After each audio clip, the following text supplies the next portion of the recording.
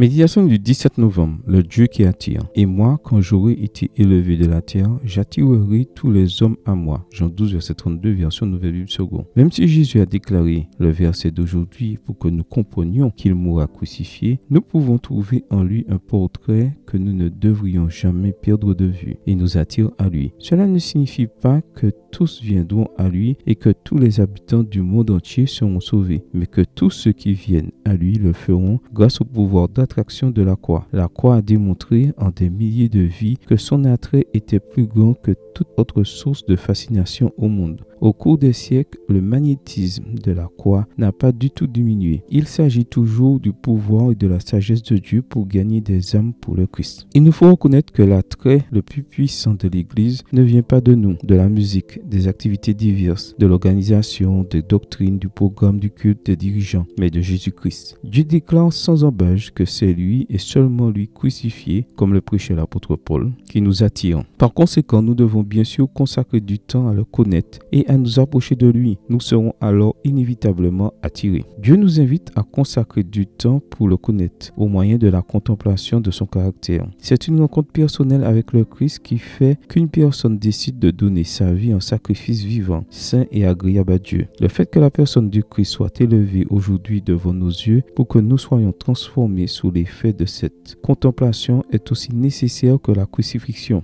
Une fois transformés, nous ne ferons plus rien pour essayer de plaire aux autres avec des idées, des programmes ou des activités spectaculaires, mais ferons tout pour l'honneur et la gloire de Dieu. Pour croître dans la vie spirituelle, Dieu nous a donné la seule clé qui fonctionne, avoir une rencontre personnelle avec lui. Il ne peut se passer grand-chose chez celui qui, même s'il consacre toute sa vie à la religion, ne connaît pas Dieu personnellement. Le Christ a-t-il été élevé devant vos yeux? Pouvez-vous dire que vous le connaissez personnellement? Le contemplez-vous chaque jour? Vous est-il impossible de résister à sa façon de vous attirer à lui? Amen.